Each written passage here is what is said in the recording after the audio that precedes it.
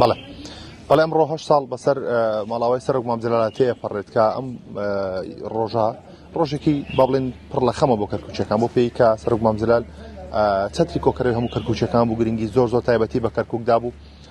ئەمڕۆ بەشێکی زۆر لە کەرکووچەکان بەڕێکەوتون بۆ سەر مەزاری مام، یعنی ئەنوێل یادەکە لە نزیکەوە لەگەڵ مەزاری مام بەڕێ بکەن، بەڵام بەشێک لەوانی کە لە نێو کەرکووک ماونەتەوە تەنانەت لە نێو ماڵەکانی خۆشیان یادی 8 ساڵی ماڵاوای سەرۆک مام جەلالەکەنەوە. من لەم یادا ئەمەوێ بەڕێز کاک سامی هەورامی بدوێنم. کاک سامی هەم برای شەیدی سەرکرد ئازاد هەورامی و هەم یەکێک لە کەسەکانی کە لە نزیک مام جەلال بۆ یادەوەری دەگەڵ سەرۆک مام جەلال هەیە. کاک سامی سڵاو لێبێ، پێم بڵێ یادەوەریەکانی ئێوە لەگەڵ سەرۆک مام جەلالە چی بووە کە بتوانین ئەمڕۆ لە 8مین ساڵ ڕۆژی ماڵاوای بوومان باس بکەین؟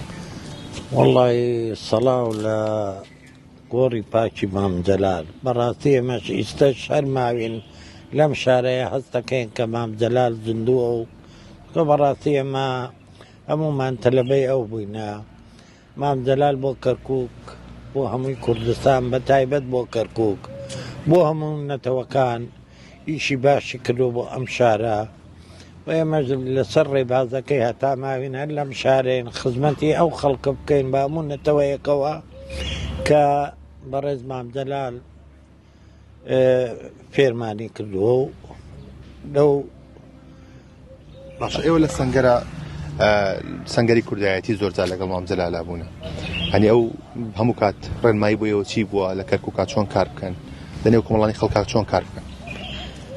مام جەلال دایم حەزی لە ئاشتی بووە، بەڵام بڵێم ئەوەش زروپێکە کورد کەوتوتە. مام جەلال قەت لەگەڵ کوشتن و ئەمە نەبوو، هەر خەریک یعنی سیاسەتێکی وای هەبوو. ئەو چۆن ئیستەکە مام جەلال نەما عێراق تێک چوو، مام جەلال هەموو عێراقی گرتبوو، هەموو کوردستانی گرتبوو. بەڕاستی بە حەکیمانەی خۆی سەرپەرشتی هەموویە کرد لە بواری سیاسەت و کۆمەڵایەتی و وەرزش و هەموو شتێ. سیاسەتی مام جەلال سیاسەتێکی حەکیمانە بوو و دروست نابێتەوە. باشە، سیاسەتی چارەسەرکردنی کێشەکان چۆن بوو لای سەرۆک مام جەلال؟ ئەگەر کێشە بکات دەبین دوو بەرەوە یا دوو کەسەوە دوو لایەنەوە چۆن چارەسەرێک؟ مام جەلال قەت حەزی لە کێشە نەبووە، بەڵام کە کێشەش دروست کرد بێ بە حەکیمانەی خۆی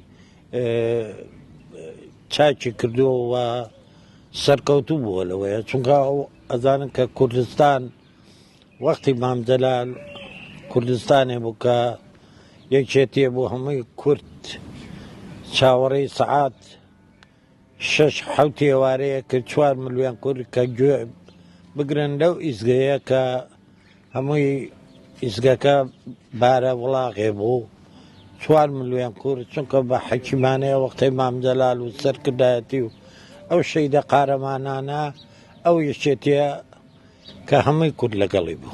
ئێستا یەکێتی و ئیداری کەرکووک لەسەر ڕێبازەکەی سەرۆک مام جەلال ڕۆن پێ دوایە؟ بەڵێ لەسەر ئەوەی لەسەر ڕێبازی مام جەلال نەڕوە بۆ شارەکەش خراپە و من سوپاسی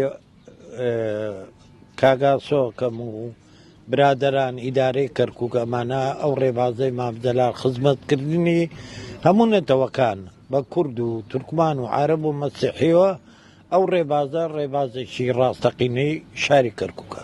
زۆر سپاس دەکەم کاکسانی، دەستە خۆش بێ. ئەگەر بوار بێت من دەمەوێت یەکێک لە هونەرمەندانی کەرکووک یاخود هەم هونەرمەند هەم شانۆکار و هەم ڕاگەیاندکار هاوار فارس بدێنم. هاوار، هەرچەندە تۆ لە سەردەمی مام جەلال لە تەمەنێکی با بڵێن زۆر نەبوو، ڕەنگە هەنی شتەکان بیر نەمای، بەڵام خۆ ڕێبازەکەیت بیرماوە خۆ ئەو کارانی کەوا لە سەردەمی مام جەلال لە نەخشەی بۆ داڕژاوی ئێستا بەردەوامە، چۆن هەڵە سەنگێرنەوە؟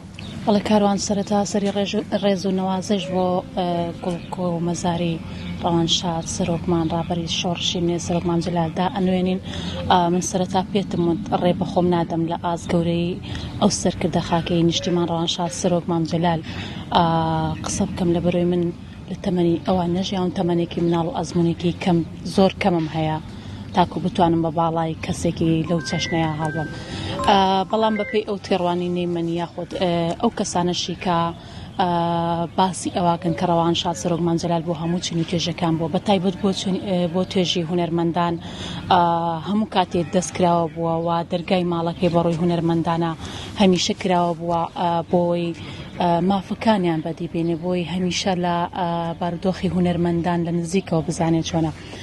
ئێستا ئەو هونەرمەندانی کە لە سەردەمی ئەوە هونەریان کردو هەمووی ئەو ڕاستیە ئەسەلمێنن کە بەڵێ سەرۆک مامجەلال هەمیشە خەمخۆری بواری هونەرمەندان و هەموو بوارەکانی دیکە بووە. من ئەگەر بێت و باسی ئەو بکەم من لە ساڵی 2010 ڕەوانشاد سەرۆک مامجەلال هاتە کەرکووک چاوی بە چنی توێژەکانی کەرکووک کەوت. من ئەو کات خوێندکاری پەیمانگای هونەرە جوانەکان بووم، قۆناغی یەکەم بووم، چاوی بە کۆمەڵی خوێندکاران کەوت، ئەندامی ئەو کۆمەڵەیەش بووم. ئەمنە قسەکانی خۆش بوو، ئەمنە شیرین بوو، لەگەڵ گەنجا گەنج بوو مامجەلال، لەگەڵ مناڵا مناڵ بوو، لەگەڵ پیرا پیر بوو، لەگەڵ هەر پێکاتە و نەتەوەیەکی دیکە بە زمانی چەپکە گوڵەکە لەگەڵ ئەوانەدا. بۆی من لە یادی 8 ساڵی کۆچی دوای ئەو سەرکردە مەزنەیە سەری ڕێزدا ئەنوێنن بۆی. ئێستا کە تێکەڵ بە شانۆکارانی عەرەب و تورکمانە بن، بە هونەرمەندانە بن، چۆن باسی سەرۆک مامجەلالەکەن تەنانەت بۆ وڵاتەکانی تریش کاڕۆنیانی چۆن باسەکەن؟ بەڵێ دیارە ئێمە لە سەفەرێکمان بۆ وڵاتی تونس بۆ یا مسر بۆ چوین، ینی کاسبکاری ئەو وڵاتانش تەنانەت خودی سەرۆک مامجەلال ئەناسنیان خود ناوبانگی سەرۆک مامجەلالیان بیستووە. لەبەر ئەوەی مام هەمیشە پەیامێکی هەڵگرتە بوو، پەیامی چەپکە گوڵەکە، پەیامی پێکەوەژیان ئەمە بۆ کەرکووک ئەگەر بێت و باسی بکەین. بەڵام هەمیشە وەکو کەسێکی ئاشتی پەروە لەسەر ئاستی جیهان ناوبانگی دەرکردە بوو. بۆیە ئەو وڵاتانش کە باسی ئەومانە کرد ئەیانوت لەکوێوە هاتوون، ئەمانوت لە کەرکووکەوە یاخود لە کوردستانەوە، ئەیانوت شارەکەی جەلال تاڵەبانی ڕێک بۆ شێوەیە باسییان کردووە. بۆی ئەمە بۆ ئێمە مای فەخرە، مای شانازیە کە سەرۆکێکمان هەبووە بەم شێوازە لەسەر ئاستی جیهان باسی ئەکرێ، باسی ئەواکرێکە هەمیشە با بڵێن دەستی ئاشتی بۆ نەتەوەکانی دیکە بۆ وڵاتانی دیکە درێژ کردووەوە. ئەو سیاسەتە حەچیمانی ئەوە کە ئێستا هەمووان بۆ مەرگی بەسوێن و لە یادی 8 ساڵ تێپەڕ بوون بەسەر کۆچی دوایە هەمووان سەردا ئەنوێنن لەسەر ئاستی مەزارەکەی، لەسەر ئاستی ڕۆحی سەرۆک مامجەلال.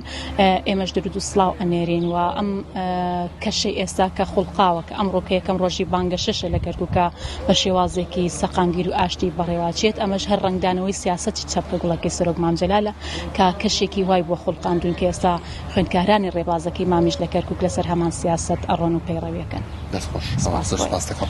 بەڵێەوەی کە گوێویستی بوون ئەمە ودەی بە بڵێن بەشێک لە چین و توێژەکانی کەرکووک یاخود لە هونەرمەندان و پێشمەرگە دێرینەکان بوو سەبارەت بە ماڵاوای سەرۆک مامجەلال بۆ پێی کە سەرۆک مامجەلال یان یوک باسم کرد پێشەکی بۆ کەرکووک بۆ نەک تەنها بۆ کورد بۆ عەرەب بۆ تورکمان بۆ تەواوی پێکاتەکان بۆ تەواوی چین و توێژەکان چەتری کۆکەرەوە بوو، چەتری پێکەوە ژیان بوو، ینی هۆکارێک بوو بۆ وەلانانی ناکۆچیەکان هەموو کات هەوڵی یەکسانی لە نێوان پێکاتەکانی کەرکووک داوە، هەوڵی داوەکە ئاشتی و سەقامگیری باڵ بەسەر تەواوی کەرکووک و پێکاتەکانی دابچێشێت.